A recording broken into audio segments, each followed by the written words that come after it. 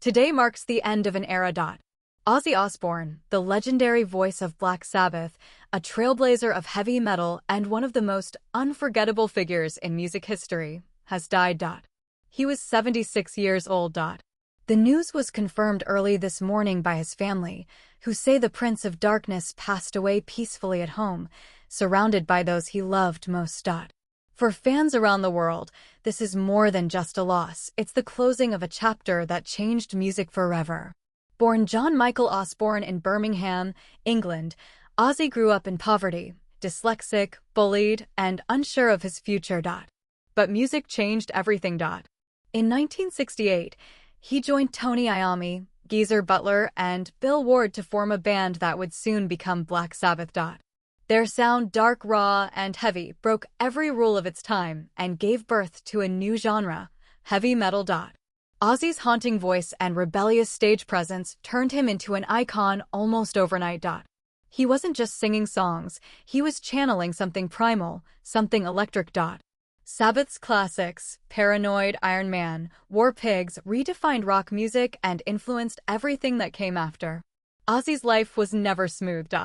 His battles with addiction were as famous as his music. In 1979, he was fired from Black Sabbath due to drug and alcohol abuse, but that didn't stop him. His solo career exploded. Albums like Blizzard of Oz and Diary of a Madman went platinum, and his stage antics, including biting the head off a bat, became legendary and controversial. But there was always more to Ozzy than shock value. Behind the chaos was an artist with deep emotion, vulnerability, and an unmatched connection to his fans. He became not only a rock god, but a cultural figure, starring in his own hit reality series The Osbournes, which brought his bizarre, lovable family into millions of homes. In his later years, Ozzy's body began to fail him, though his spirit remained unbreakable. Diagnosed with Parkinson's disease in 2020, he faced multiple surgeries, infections, and a terrifying fall that damaged his spine. For years, fans feared he might never return to the stage. But then one last miracle. On July 15, 2025, just 1 week before his death, Ozzy performed one final time in his hometown of Birmingham. The concert was called Back to the Beginning, a symbolic return to where it all started. He sat on a throne, no longer able to stand, but his voice was strong, his eyes full of fire. The crowd was in tears. Ozzy sang with everything he had left, as if he knew this was goodbye. On July 22nd, the world awoke to the devastating news. Ozzy Osbourne was gone.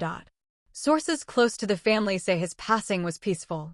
He had spent his final days surrounded by his wife Sharon, his children Kelly and Jack, and his grandchildren.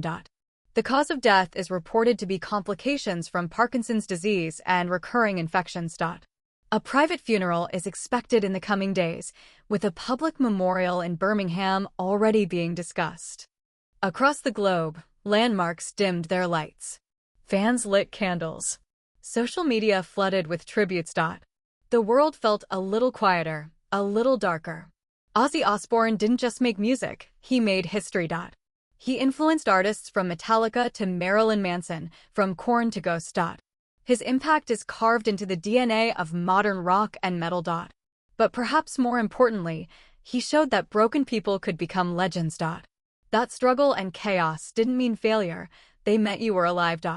Ozzy once said, "I'm not a role model, but I'm real." And he was. Brutally honest, painfully human, and gloriously loud. He didn't just survive the madness, he embraced it.